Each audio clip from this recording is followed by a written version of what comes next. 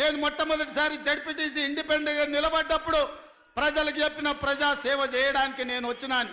నా సంకల్పం మంచిది కాబట్టి ప్రజలు నన్ను ఆశీర్వదించారు. 9 నెలలకే ఎమ్మెల్సీ ఇండిపెండెంట్గా నిలబడ్డా. మా జిల్లా ప్రజలకు చెప్పిన ఏదో ఒక రోజు జిల్లాకు మంచి పేరు తెస్తా, నన్ను ఆశీర్వదించండి అంటే 2007లో ఎమ్మెల్సీగా ప్రజలు ఆశీర్వదించారు.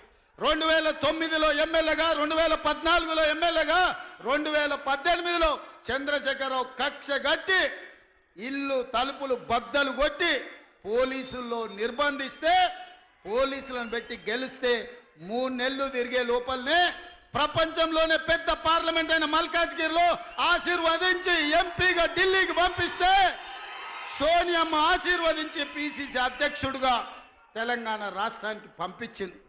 ఆ పిసిసి అధ్యక్ష పదవి మీ ఆశీర్వాదం ఇవాళ తెలంగాణకు ముఖ్యమంత్రిని చేసి నిలబెట్టింది.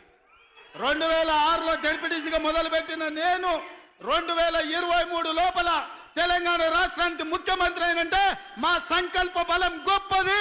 పేదవాళ్లకు సేవ చేయాలి, పేదవాళ్ల గుండెల్లో శాశ్వతంగా గుర్తింపు ఉండాలి అని సంకల్పించడం కాబట్టే ఇవాళ మీ ముందు నిలబడి మాట్లాడగలుగుతున్నా. ఉద్దండులైన నాయకులు వేదిక మీద ఉన్నా ఈరోజు దేవుడు కరుణించిండు, మీరు ఆశీర్వదించిండ్రు తెలంగాణ రాష్ట్రానికి ముఖ్యమంత్రి అయిన. ఇవాళ ప్రవేశపెట్టే పథకాలకు కూడా కొంతమంది పిల్లి శకునాలు పలుకుతున్నారు. గోడ మీద ఉండే బల్లి శకునం పలికేదంట, కుర్చీలో పడి సచ్చిందంట.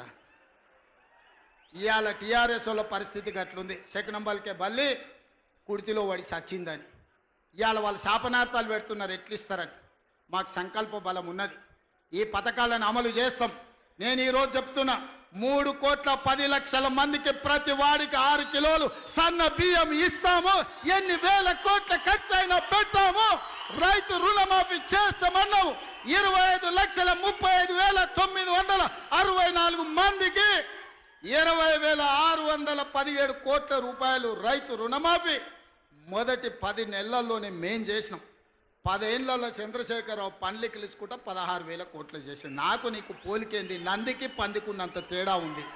నాతో పోల్చుకునేది ఏంది? నువ్వు ఎగగొట్టిన రైతు బంధు పథకం 7,625 కోట్లు ప్రభుత్వం ఏర్పాటు చేసిన మొదటి 3 నెలల్లోనే ఆయన రైతులకు పంగనామం పెడితే 7,625 కోట్ల రూపాయలు రైతు బంధు పథకాన్ని మొదటి భాగాన్ని రైతుల ఖాతాలో వేసినాం. ఇవాళ రైతు భరోసా 10,000 నుంచి 12,000కు పెంచి ఇవాళకి 5,000 కోట్ల రూపాయలు రైతుల ఖాతాలో వేసినాం. తొందరలోనే మిగతా 4,000 కోట్లు కూడా వేసి ప్రతి